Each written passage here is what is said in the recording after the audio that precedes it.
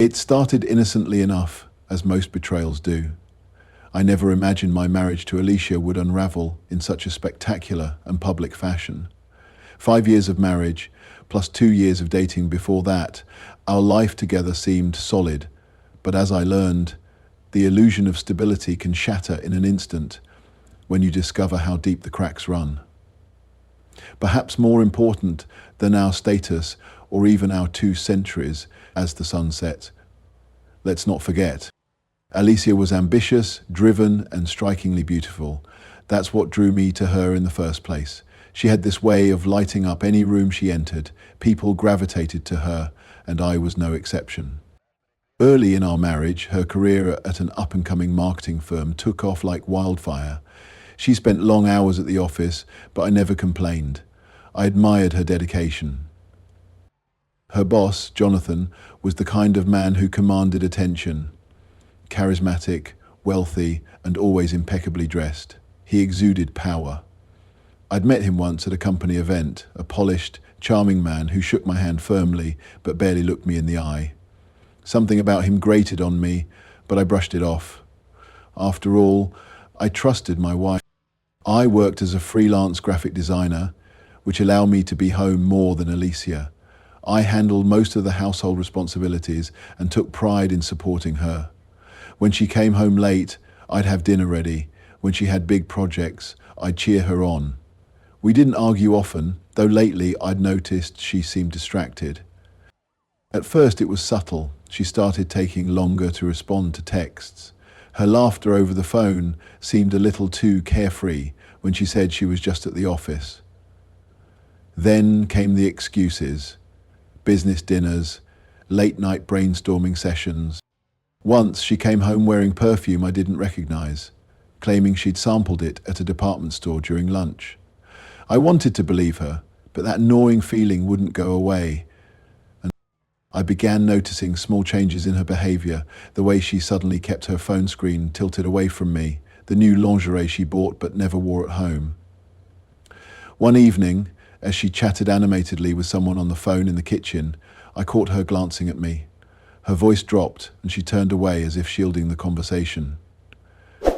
Something was wrong. Deep down, I knew it.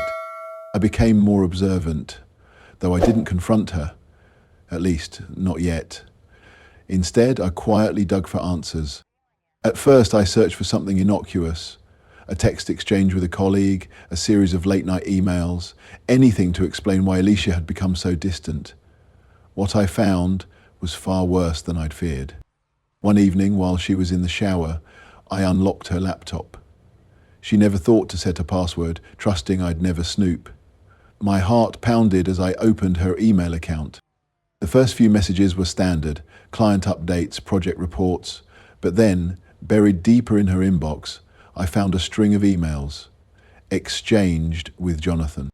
The tone was casual at first, jokes, shared frustrations about work, but the further I read, the more intimate they became, the flirty banter, compliments that crossed professional boundaries. I felt like I'd been punched in the gut when I saw one particularly explicit email from him, detailing a moment they'd shared after hours. My hands trembled as I scrolled through the evidence. Photos they'd exchanged, meetings that clearly weren't about work, a thinly veiled thread of excitement running through their correspondence. The worst was a calendar invite for a weekend work retreat at a luxury hotel. She told me it was mandatory.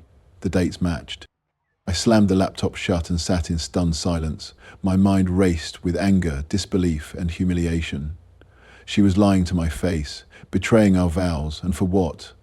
A thrill, power. I wanted answers, but more than that, I wanted justice. I didn't confront her immediately. Instead, I waited. The trust I'd once had was gone, but I needed to be sure. I started documenting everything. Screenshots of the emails, photos of her suspicious calendar entries. When she said she was staying late at work, I drove to her office and parked outside. I watched her silhouette through the window, laughing as Jonathan leaned over her desk, far too close for comfort. The final straw came when I overheard her on a call. She thought I was asleep upstairs, but her words cut through the silence like a blade. You know I can't wait to see you again. And knowing he doesn't suspect a thing. From that moment, I knew I wouldn't confront her in private. No, this betrayal deserved an audience. I began planning. I wasn't just going to expose her lies. I was going to destroy the fantasy world she'd built with Jonathan. And the opportunity presented itself sooner than I had expected. Alicia's company was holding its annual holiday party, a lavish event where employees brought their spouses and rubbed elbows with clients. Jonathan would be there, of course. I RSVP'd without hesitation. What no one knew was that I wasn't coming empty-handed. Hidden on a thumb drive in my pocket were screenshots, videos, and most damning of all, explicit photos I'd found of Alicia and Jonathan. I'd spent hours piecing it together into a damning presentation. And that wasn't the only surprise I had in store. As the night of the party approached, I reached out to someone unexpected, Jonathan's wife. I liked that about her. I liked being the one who grounded her, who supported her when she stumbled. In return, she made me feel alive, like the world was brighter with her in it. We got married 2 years after graduation, a small ceremony with just family and a few close friends. We didn't have much back then, just my freelance gigs and her first entry-level corporate job. But we had each other, or at least I thought we did. For the first few years, we were happy, genuinely happy. We didn't have children right away, choosing instead to focus on building our lives and careers. When Alicia got her promotion to project manager at her firm, she was ecstatic, and I couldn't have been prouder. It wasn't until our 3rd year of marriage that we welcomed our son Ethan. Ethan was my everything. He had his mother's eyes, wide and curious, and my knack for drawing. From the moment he was born, I threw myself into fatherhood. I wanted to be the kind of dad who was always there, the one who never missed a milestone. While Alicia worked long hours, I stayed home with Ethan, balancing diaper changes with client deadlines. I didn't mind. I loved being there for him. But as Ethan grew older, I began to notice a shift in our family dynamic. Alicia's job consumed more and more of her time. The long hours turned into weekend work trips. She missed Ethan's first steps because of an emergency meeting and wasn't home to hear his first word, Daddy. I convinced myself it was temporary, that she was working hard for us, for our future. I tried to make up for her absences. I took Ethan to the park, taught him to ride a bike, and read him bedtime stories every night. I didn't resent her, at least not at first. But resentment began to creep in, slowly, when her excuses started sounding rehearsed. When Eth asked why my mummy wasn't home for dinner again, and I didn't have an answer. Still, I never let her see how much it hurt. I buried my feelings, telling myself I was overthinking things. I was the patient one, the dependable one. That was my role, wasn't it? To hold everything together. But then the cracks became impossible to ignore. The first real blow came on Ethan's 5th birthday. We planned a small party at home, just the 3 of us. Ethan was so excited, asking me every day what kind of cake Mummy was bringing. But when the day arrived, Alicia called to say she couldn't make it. Something came up at work, she said, her tone clipped and hurried. I didn't tell Ethan the truth. I made up some excuse, saying Mummy was really sorry and would make it up to him. He believed me, because why wouldn't he? He was just a kid. But as I watched him blow out the candles on his cake, his little face lighting up with hope, I felt something break inside me. That was the moment I realized how much I'd been giving and how little I was getting in return. And yet I stayed silent. The injustices kept piling up. I was the one who handled the tantrums, the sick days, the scraped knees. I was the one who supported Alicia, who cheered her on when she doubted herself.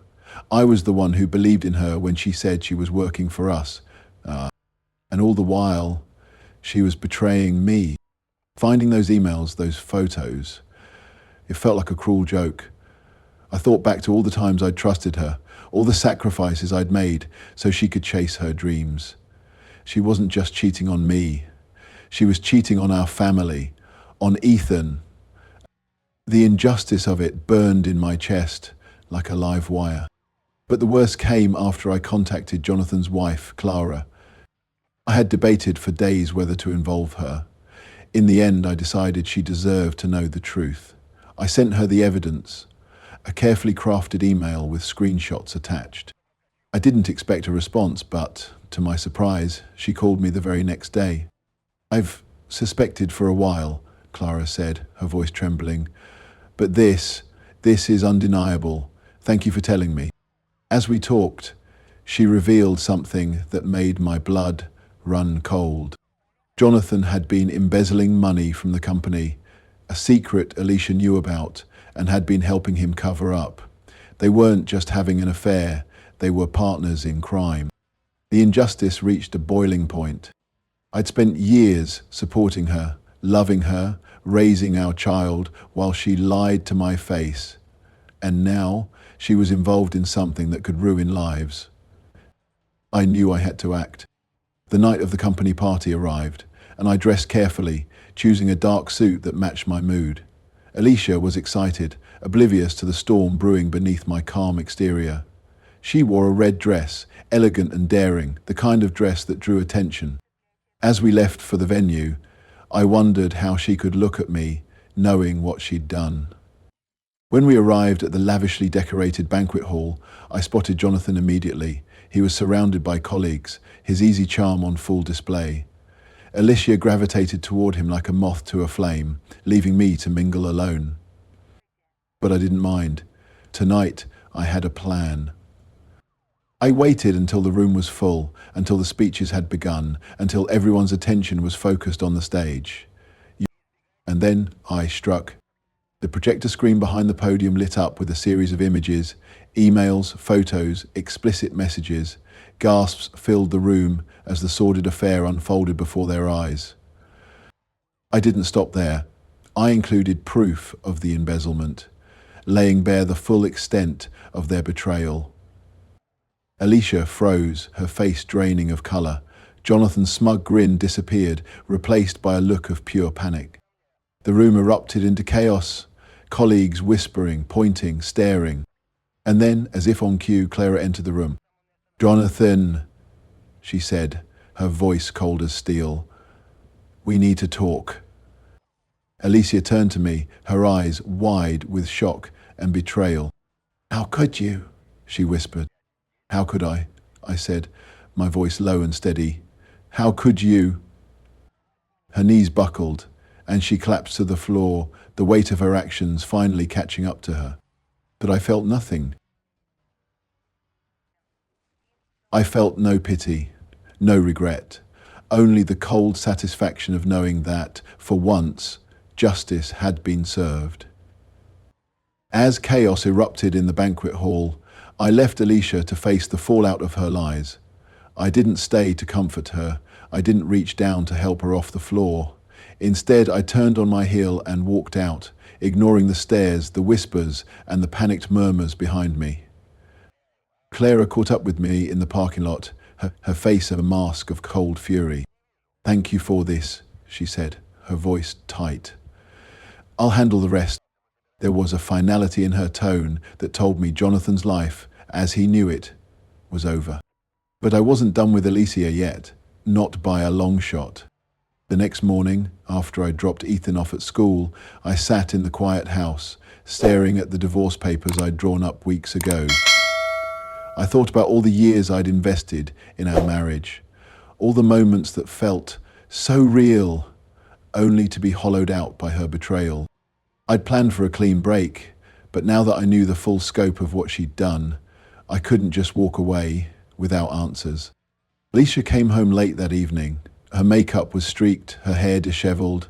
She looked like a ghost of herself, a far cry from the confident woman who had left the house with me the night before. She didn't speak at first. She just dropped her purse onto the kitchen counter and sat heavily at the table. "I suppose you think this makes you the victim?" she finally said, her voice brittle. I didn't reply. I just stared at her, waiting. The silence stretched between us, heavy and suffocating, until she finally cracked. "You want to know why?" she spat, her eyes flashing with a mixture of defiance and desperation. "Fine, I'll tell you, but don't expect to feel better about it." I leaned back, crossing my arms. "I'm listening." She took a deep breath, her hands trembling as she reached for a glass of water. "Do you have any idea what it's like to carry the weight of everything?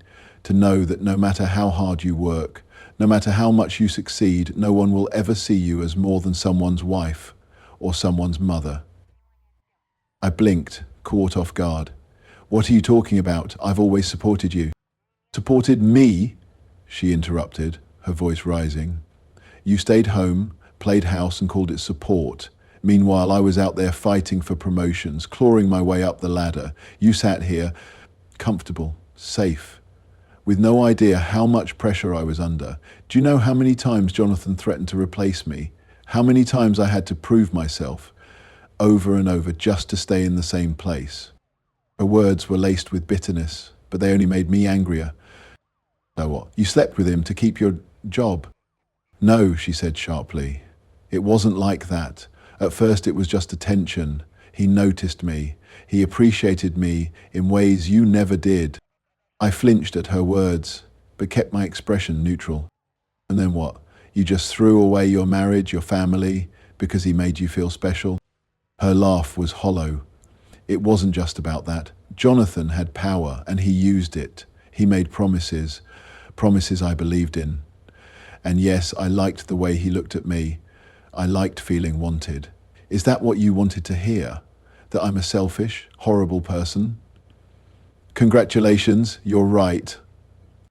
Her confession hit me like a blow, but instead of breaking, I felt a cold, calculated resolve settle over me.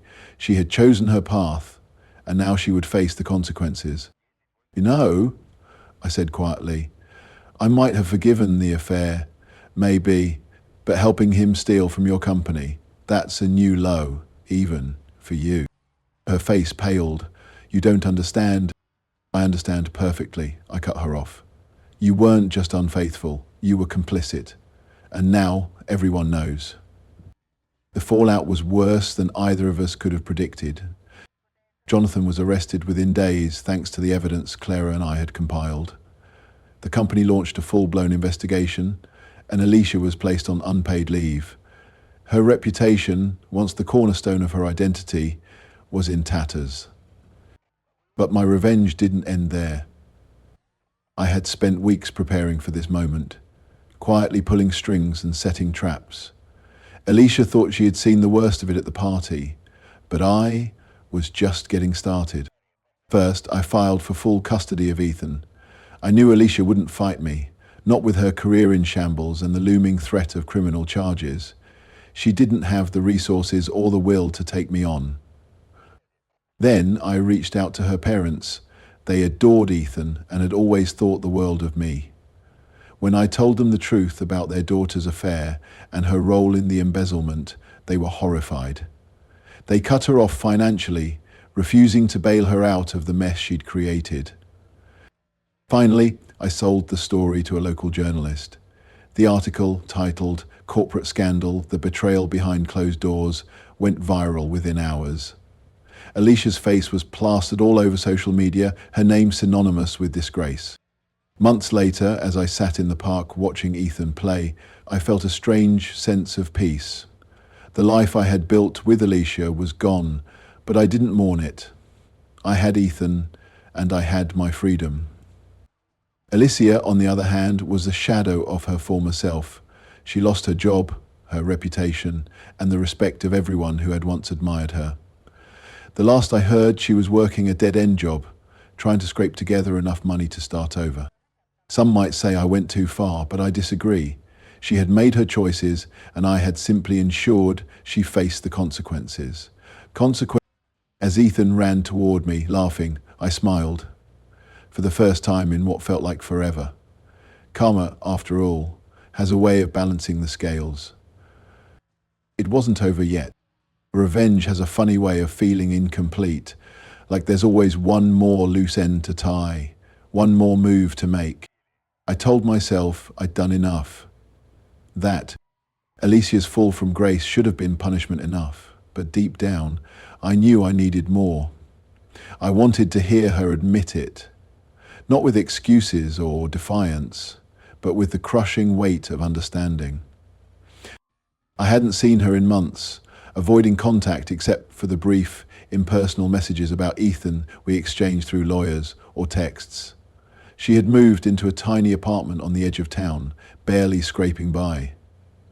Despite everything, part of me wondered if she still blamed me for the mess she had created. It was time for closure, not for her, but for me. The knock on her door echoed down the dim, narrow hallway of her building. It was the kind of place where the walls were thin and the lingering scent of cheap takeout hung heavy in the air. When she opened the door, her expression shifted from surprise to weary resignation. "What do you want?" she asked, her voice hollow. She looked different, gaunt, tired, like the weight of her choices had physically drained her. The confident, polished woman I had married was gone. "To talk," I said, stepping inside before she could refuse. Her apartment was as bleak as I had imagined, mismatched furniture, bare walls, and a stack of unpaid bills cluttering the counter. It was a far cry from the life we had built together. She didn't offer me a seat, but I took one anyway, settling into a worn chair by the small dining table.